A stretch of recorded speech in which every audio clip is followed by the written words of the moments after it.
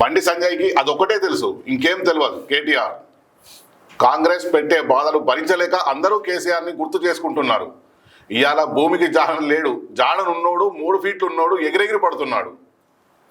ఇక్కడ ఒక cinema dialogue ఉంటుంది, కంటెంట్ ఉన్నోనికి కటౌట్తో పని లేదని ఒక సామెత ఉంటుంది. జూనియర్ ఎన్టీఆర్ సినిమా దాంట్లో అదే కదా, కంటెంట్ ఉన్నది కటౌట్తో పని లేదు. ఇక రేవంత్ రెడ్డి గారికి కంటెంట్ ఉంది కాబట్టి కటౌట్తో పని లేదు. వాస్తవానికి ఆయన కంటెంట్ ఉంది కాబట్టి ఇలా వితిన్ షార్ట్ పీరియడ్ లోపల ఆయన ఏం చేసినాడయ్యా అంటే ముఖ్యమంత్రి అయినాడు. మరి ఇప్పుడు మీరు హైట్ ఉన్నారు కదా, మీరు గొప్పవారే కదా, మీరు మంచివారే కదా, మరి మీరెందుకు రాష్ట్ర ముఖ్యమంత్రి స్థానంలో కూర్చోబెళ్ళు?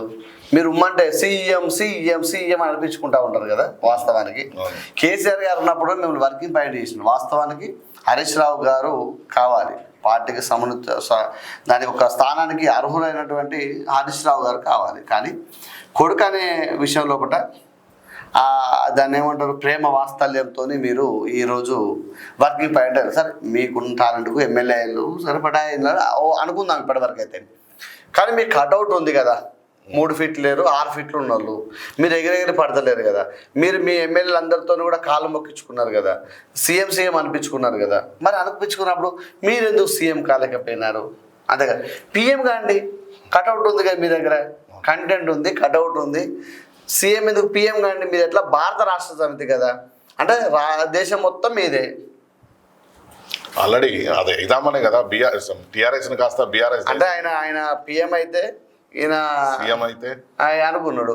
కానీ దేవుడు అంటే తానోడు తలిస్తే దేవుడు ఒక తెలిసిన ఒక సామెత ఉంటుంది. అంతే కదా, ప్రజలు కూడా సహకరించాలి కదా.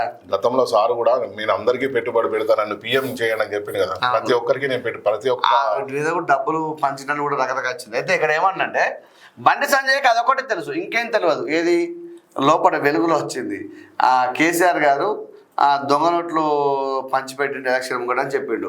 అంటే అదొక్కటే తెలుసా మా గురించి, ఇంకేం తెలియదు అని కానీ అడుగుతాను కేటీఆర్.